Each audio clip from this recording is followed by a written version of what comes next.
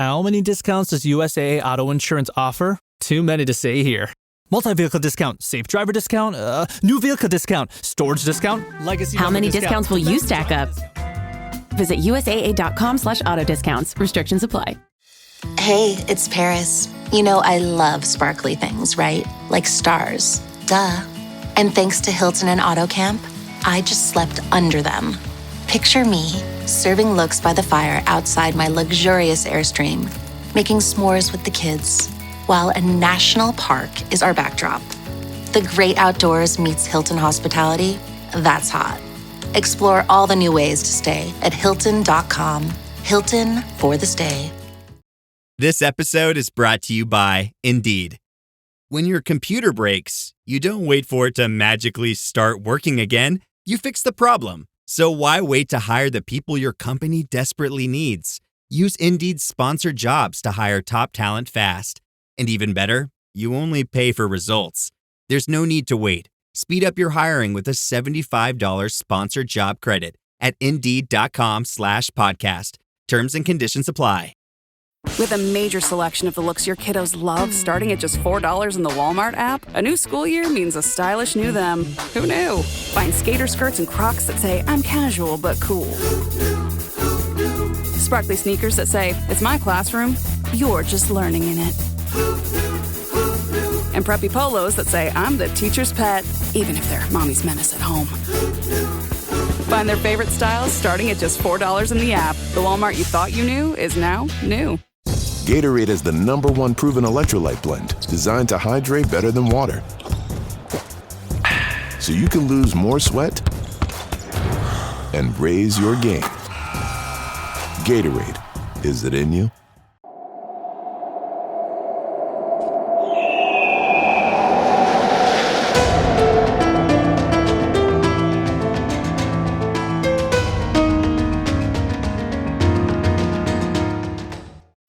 Hello and welcome to the Assassin's Creed Lorecast. We are so excited to bring you this show.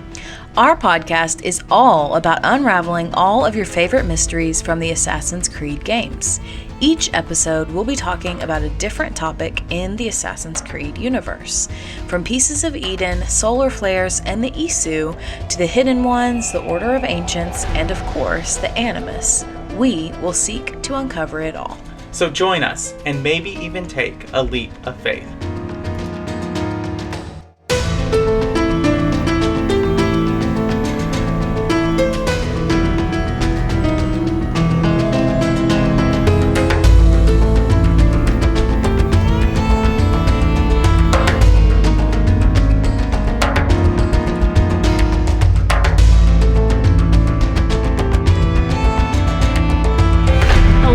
Welcome to the Assassin's Creed Lorecast. My name is Shelby. You also know me as She-Cup, and I'm here with my awesome co-host. And we are back with another really important topic that I'm super excited to dive into, mainly because I do not understand it. So I will let my co-host introduce himself and tell us about the topic. Yeah, so I'm Austin, also known as Teacup, and we're here to talk about everything you need to know about the Isu Pantheons. Not everything you need to know about the Isu Pantheons, which you might be asking, like, okay, how does this all relate to like our real world pantheons? Which that's what this is about. So we're going to talk about that as we continue our Everything You Need to Know About Blank series. So we'll just dive right in. So just an overview of the Isu, just in general. We know the Isu are a precursor to humanity. We know that they come before, they're the ones who come before, the ancient ones, whatever you want to do. That they appear humanoid, but are larger, taller than humans, and possess a myriad of different powers and abilities and senses. This I found interesting. They are dubbed by Abstergo as Homo sapien divinitas. I have something to say. On that. Right. So I did find that interesting. And so while it is implied in earlier games that the Isu have been the same people portrayed differently to different cultures, and that's the different pantheons. It's really more complicated in that there are different factions, just some overlapping things that happen in factions. And so the question here is, are all pantheons the same? We'll answer that with this episode. So are you ready to dive in, or do you have any thoughts you want to add?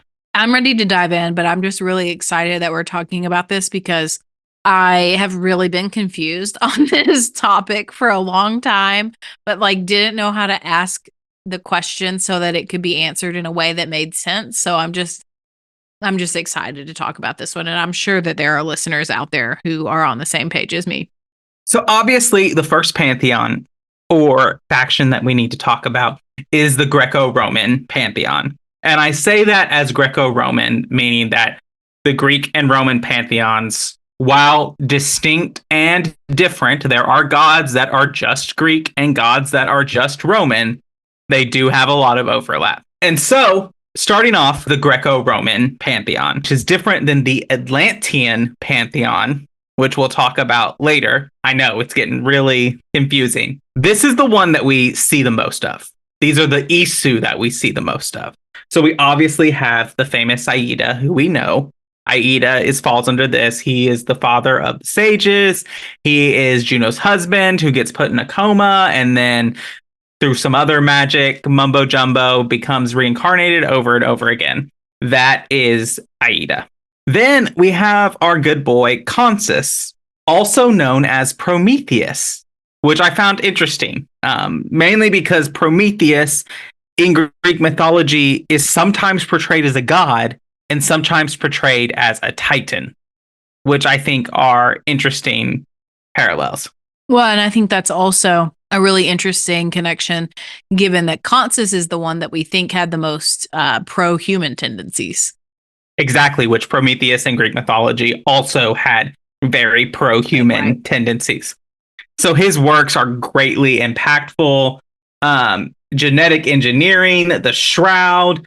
He helps create the mead, which helps to the seventh method of salvation. And he's one of those who survives. And he speaks to a bunch of people, Joan of Arc, Giovanni Borgia, Dorothy Osborne, even Charlotte de la Cruz. And he helps bring out the end of Juno. So speaking of the woman herself, Juno, also known as Hyrroken, is an Isu scientist, as we know, part of the triad that tries to prevent the great disaster. She is terrible. She hates humanity. She is the leader of the instruments of the first will. She's responsible for Aida's immortality. She resides right now in the digital network, though she is now dead. And then there's Jupiter, who is also one of the three Isu in the triad. He's considered the king at the moment, but that is kind of a misnomer. They don't really have a leader, but he actually is the one who reveals to Ezio and Desmond like what happened in the tragedy. Like he shows them the solar flare. And then we obviously know Minerva, the first Isu that we ever meet in the vault under the Vatican, also part of the triad. She works along Juno and Jupiter. Saturn, who is Juno's father, he is assassinated by humanity, which is part of the beef that Juno has with humanity. And then Vehovis, who is an Isu entity that exists only in the gray. He uses his sages for some kind of grand plan, but is foiled. And so that is the first pantheon. Do you have thoughts? This is the main one that we interact with. Yeah, I have some thoughts. It's interesting to me that there are so many of them that still exist today, that exist as like an incorporeal entity within something else. Like Vehovis exists within the gray. Juno exists within the world's digital network. And then you said Aida exists within the sages that get reincarnated.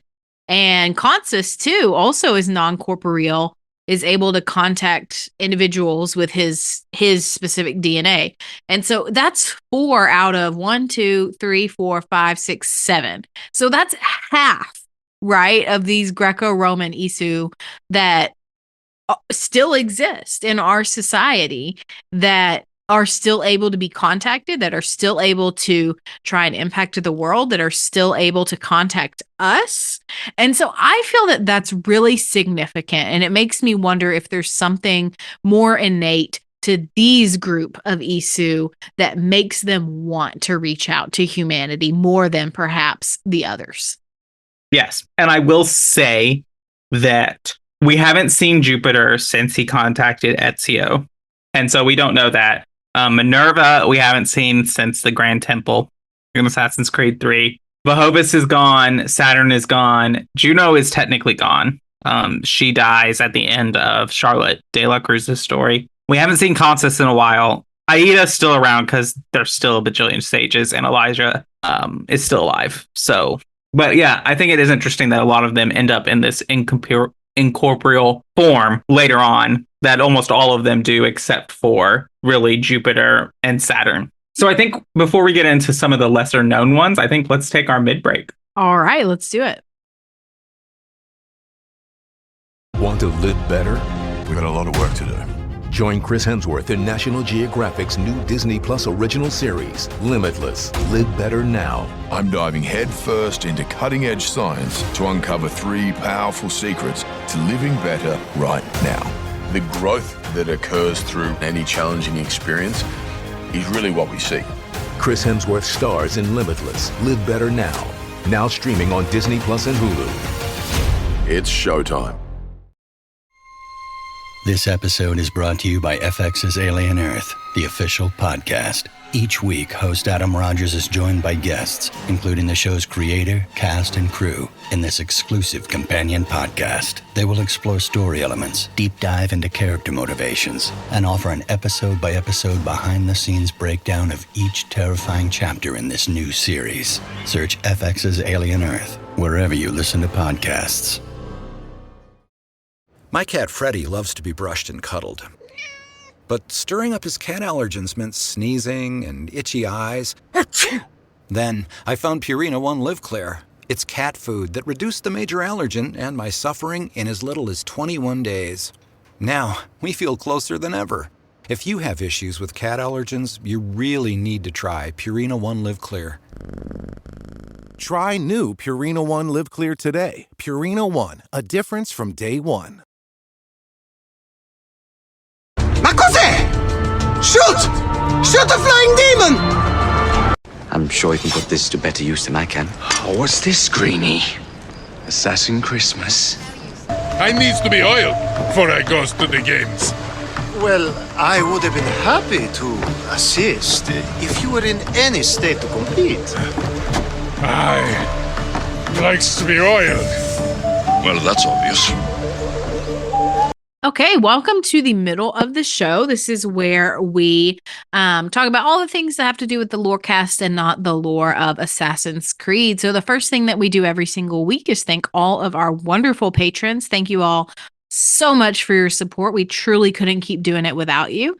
And a special shout out to our mentor tier assassin Voss. Thank you so much for your support. You get shouted out every week and we appreciate you so much. And if you want to join the Patreon, you can too. You can come on the show.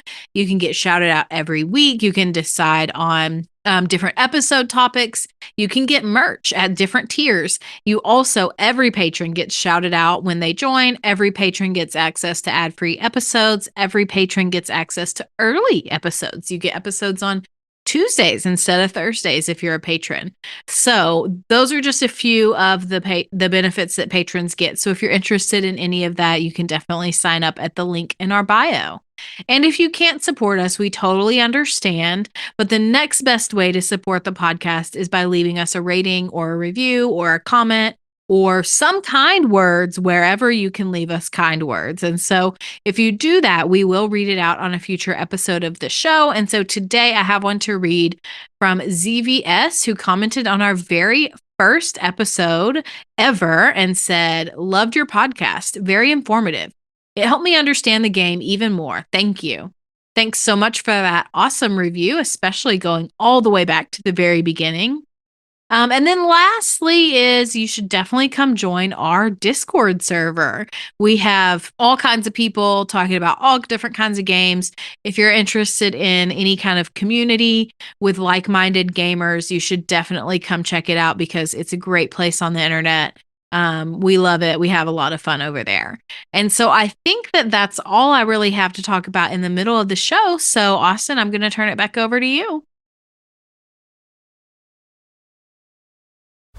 This episode is sponsored by Friskies, who would like to tell your cats hi. Now, if that didn't get your cat's attention, there is one thing that always does the trick. Just pour some Friskies crunchy food in the bowl and you'll hear those paws come running. Works every time. With so many Friskies choices, you can always bring your cats running from their secret napping spots. There's always more to explore. See for yourself at friskies.com or visit your local store. Hey, it's Ryan Reynolds here from Mint Mobile. Now, I was looking for fun ways to tell you that Mint's offer of unlimited premium wireless for $15 a month is back. So I thought it would be fun if we made $15 bills. But it turns out that's very illegal. So there goes my big idea for the commercial. Give it a try at mintmobile.com/switch. Upfront payment of $45 for 3-month plan equivalent to $15 per month required. New customer offer for first 3 months only. Speed slow after 35 gigabytes if network's busy. Taxes and fees extra. See mintmobile.com.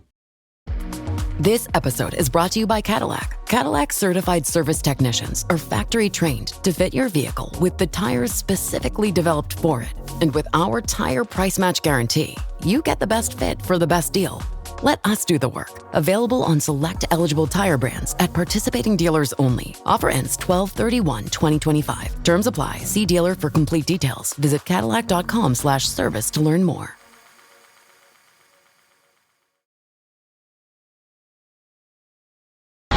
Malaka. A party? I wasn't invited. Neither were the horses. I'm sure she just misplaced my invitation. Stuck. See if you can find something to pry it open. Honor? What are you up to? No, don't do that. There's no way of knowing what's on the other side.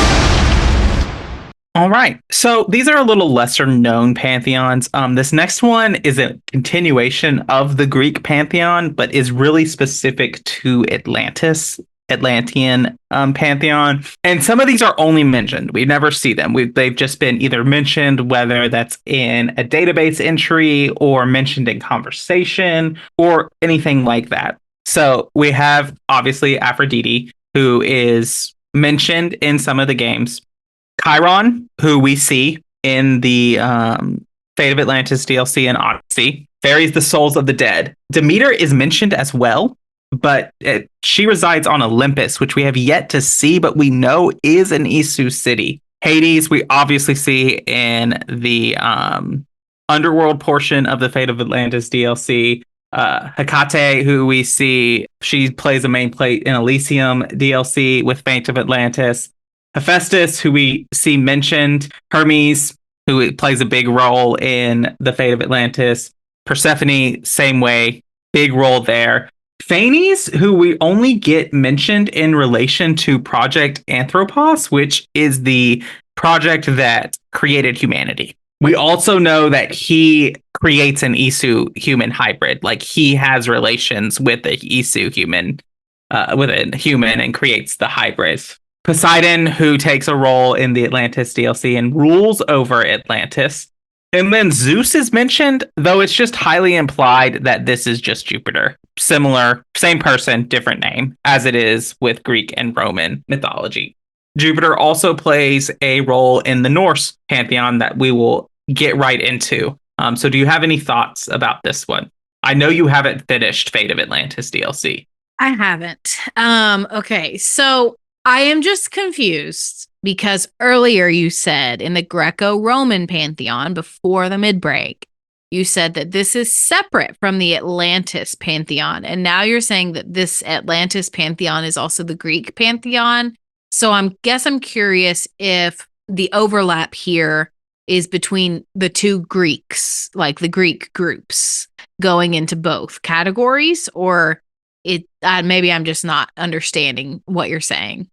So we'll talk about this. I hypothesize there's actually just two factions of Isu, and they present differently in the pantheons. But that's a kind of conversation that exists later in the episode. But in this, it's just an overlap that, like, the reason that I mentioned the Greek before is those are the main ones that we interact. Of those are the ones that we see in other pantheons. So as different people in other pantheons.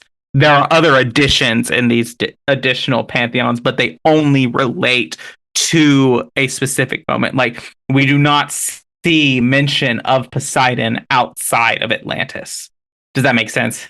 Yeah, that makes sense. So to me, that implies then that, like, one of these other gods, Consus, whomever, I'm just naming one, could be the same god as Poseidon, just with a different name. It is possible.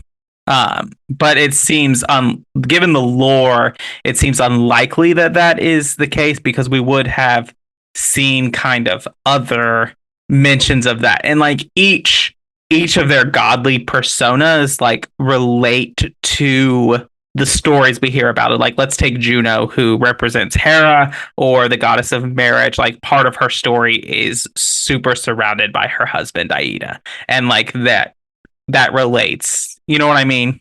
So I feel like if like Consus was going to be Poseidon, we would see relation of like a god of the sea, and we don't see that in the earlier Greek pantheon. Yeah, for sure. I was just bullshitting that, like, as an example. Yeah. Wasn't necessarily saying, oh, I think they're the same. I'm just saying it's possible for that to have been the case between whomever. Right. One of the hardest parts about this question is, and why you're probably rightfully confused, is over the 15 years of this game, each game has given a different take on this. And so information in Origins contradicts the rest of the series, and information in Odyssey contradicts Origins, and then information in Valhalla contradicts Odyssey, and then Origins contradicts Valhalla, and it's just a mess. It is. It's confusing. And I think it's intentionally made that way in the sense of what is going on. Like, we're not having a first-hand account of this. And I think that's really where it comes into that. Right. And I think I agree with that. And I think that it should be confusing because, like, the way that the Isu exists is they're a precursor society. We don't know everything about them. We've lost records. We've lost evidence. We've lost lots of things. And also, furthermore, they subjugated us, so we wouldn't have a lot of records anyway. So it makes sense that there wouldn't be a plethora of information to begin with. 100% agree. So I think we can move on to the Norse, which is where it gets even more confusing. Because like a lot of places, like Jupiter and Zeus being one for one, that's easy. Odin and Zeus are not one for one. And that's like a direct quote of that's not how that works. So like obviously in the Norse pantheon, we have Odin, who identifies as the Allfather. He's the leader of the Aesir-Vanir Isu faction, which like I'm saying is there's a different kind of like faction that's going on in here. We also have Baldur, who is Odin's son. He is also in there. Thor, Freya, Tyr, Loki, Heimdall, Fenrir, and Sif. These are all the Norse pantheons, and these are all the ones who end up getting reincarnated as sages. So they all have a sage, some of which that we've met, obviously, like Tyr is reincarnated as Sigurd, Odin is Eivor, Thor is Halfdan Ragnarson. Oh, I forgot Idun. She's also one of the most trusted among Odin, who goes in there, god of youth and rejuvenation. That's kind of the like Norse and Aesir side of it. Now, the Vanir or the Jotun side of it is where it gets interesting. You have Aegir, who we only really get kind of mention of.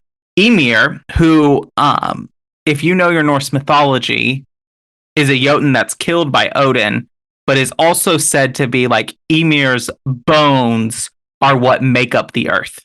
If you know that this person's bones make up the earth, why would you kill them at Odin? That seems like it would be a bad idea. No, his bones make up the earth because Odin killed him. Ah, okay. Still pretty yikes, though. Yes. Suttungr who is another Isu who is leader of the Jotuns, this is Jupiter.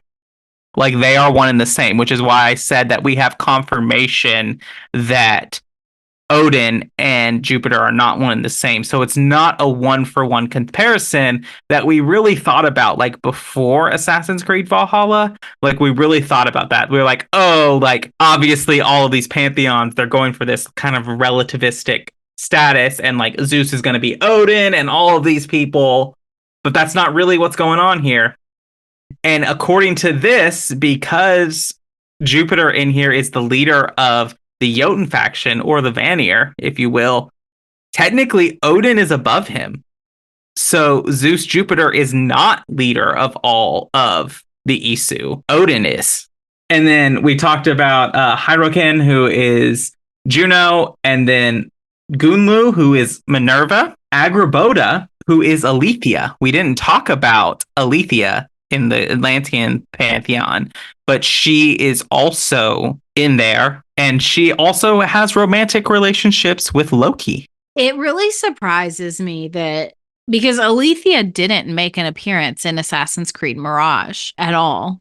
No. Or Valhalla. So Agraboda does make an appearance in Valhalla. So you could count that. Oh yeah, she does. She does, because you go to her hut. But yeah, no, it really surprises me that she didn't play more of a role with Basim's story. Yes. One thing for you all who are going to play Mirage or whatever to understand is it is a story about Basim. It is not a story about Loki. I get that. I've heard that. And I know that there's also there's no modern day story, so right, it wouldn't really make as much sense, I guess, in a way. But yeah, anyway.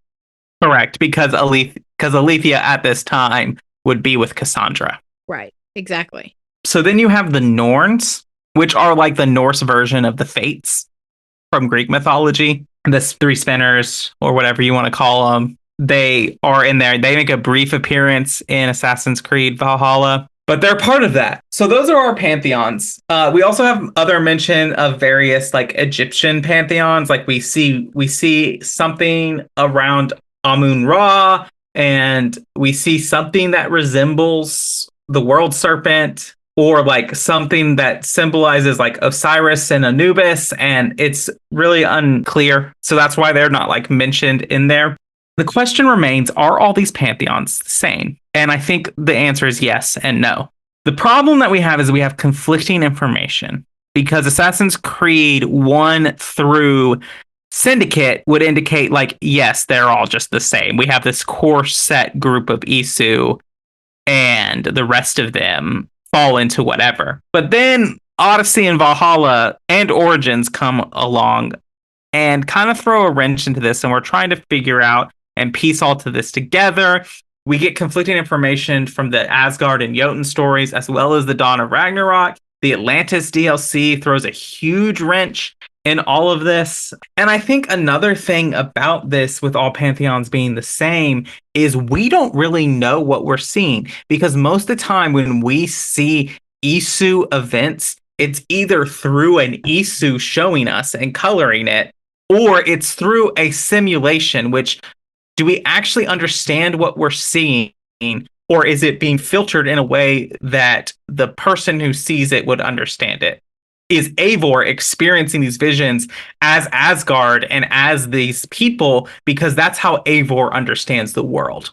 And thus, this is how the information gets portrayed to Eivor. Or is this how it really happened? No, I think that's a fair question. And I think, honestly, I think the real answer is that it depends on the whims of Ubisoft, because I think that they will use it either way, depending on how they want to write the next game. And I don't think that's necessarily a bad thing. I don't fault them for that, because it's their intellectual property. But I absolutely can see them playing it either way of, oh, well, actually they're all the same. And then also maybe in the next game or a book, taking it back almost. I can honestly see them going either way and both ways on it. I think you're absolutely right. And well, the last thing I want to talk about is from a Reddit post that talks about the Norse version of elves. So if you don't know, there are various different types of elves in Norse mythology, the big ones being the dark elves and the light elves. Dawn of Ragnarok indicates that the elves predate the Aesir, which would argue that these types of elves predate the Isu. So the Reddit post is arguing that the Earth is in this kind of destruction cycle, very similar to Mass Effect, and there have been the ones who come before, who've come before, who have come before. Many times. Yes. So my question is then, are these elves one of the races that have come before? Yes, I think that's what the Dawn of Ragnarok DLC kind of indicates, but it also doesn't like so much of the Isu information is centered around the Greco-Roman pantheon, and there were religions that existed long before we really got an establishment of the Greco-Roman like pantheon, mainly like ancient Sumerian languages, a lot of religions that came out of that Middle East area, not to mention a lot of the Eastern religions. I believe Hinduism predates the Greco-Roman pantheon. So there's a lot that doesn't account for that. So one of the theories is that there are even a more infinite number of those who came before, and these pieces of Eden weren't actually the original ones weren't created by the Isu, but is technology that is left and found over and over again after each catastrophe. Yeah, that makes a lot of sense to me. Again, that's a Reddit post, so that is not confirmed lore. I just thought it was an interesting thing to bring in regards to the question of, are all pantheons the same? Right. And I do think it brings up interesting points. And I think I've said this before on Dragon Age. I don't think I've ever said it on this podcast, but these video game companies, they have a way of teasing new content in DLC, or maybe not even teasing, but like testing to see if this would be received well by the audience. And so to me, anything that's in DLC, I'm taking an extra closer look at, because I'm like, is this a direction they may want to go in the future? Is that what they're testing by giving this to us now? And I think that this might be something that, they're testing. Maybe it could even be something that they are looking to see if the Assassin's Creed community has interest in other universes in this world, or novels, prequels, those kinds of things. You never know what they're planning. Exactly. 100% agree with that. And I think, that's true across a lot of video games, just in general. And DLCs changing lore and changing whatever going on in there. I'm thinking mainly of Dragon Age. But yeah, I definitely agree with that. Well, that's all I really have for this. If you have any last thoughts or final questions, I hope this made it a little more clear. I don't think it made it easy to understand, but a little clearer. Clear as mud. No, I'm just kidding. I do think this helps the discussion, because it helps me at least to think about it in terms of like, okay, here are these Greco-Roman ones. Here are the ones from Atlantis. Here are the ones from Norse. Here are the Jotuns. And so it helps me to kind of like break them up a little bit more. And yes, there's some overlap, but I think the majority of them are not overlapping. Yes. The one who has the most overlap is the Jotun. Mm-hmm. Well, and I also think it's the three big ones, right? It's Jupiter, it's Juno, it's Minerva. And I think that those are the ones that kind of have overlapping in all of them, or not maybe all of them, but most of them. So I think that that's also pretty significant. But I think honestly, the way I was conceptualizing this previously is like, oh, there's a bunch of different pantheons where the Isu have appeared in different cultures in different ways over the years, but they're all the same. That's how I was thinking about it before this episode. And now I'm kind of on the opposite wavelength of where it's like, okay, yeah, there's some overlapping here, but generally they're separate. And I think it's an important distinction that helps you with this is that like the Isu were on Earth. Like it wasn't like them in this separate world or whatever. So like the Norse Isu were in Norway and that area. Right. Absolutely. That's all I got for this episode. So I'll turn it over to you to wrap us up. All right. Well, thanks again for bringing the research. This has been a very enlightening episode, a clarifying episode.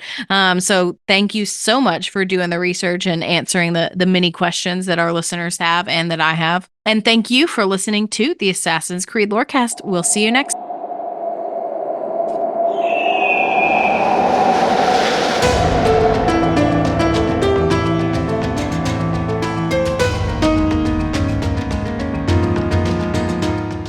Thanks for listening to the Assassin's Creed Lorecast. You can find us on Twitter at AC Lorecast. If you have any lore questions or topics to unpack, join our Cups Podcasting and More Discord server. It's the best place on the internet. You can also support us financially through our Patreon. Find us on patreon.com/Assassin's Creed Lorecast. The Assassin's Creed Lorecast is part of the Robots Radio Network. For more information about the Robots Radio Network, join the Discord server via the link in our episode's description. If you enjoyed the show or learned something new today, please subscribe, leave us a review, and join the Patreon.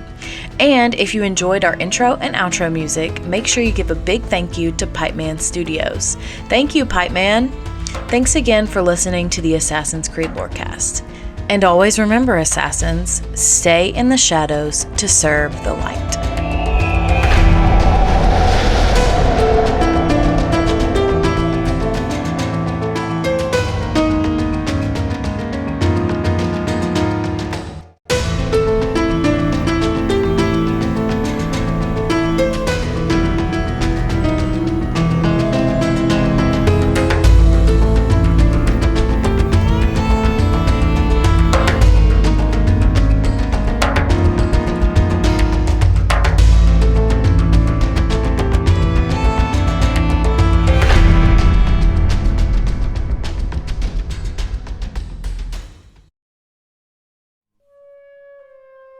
Are you a fan of Indiana Jones?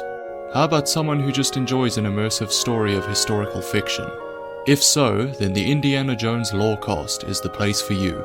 Join me, Sir Bandit, as we delve into the amazing and rich history of the Indiana Jones franchise, from the films and TV series to the novels, comics, and games. The show is available wherever you get your podcasts, so if you feel that call to adventure, you can come find me in my office. I'll see you there.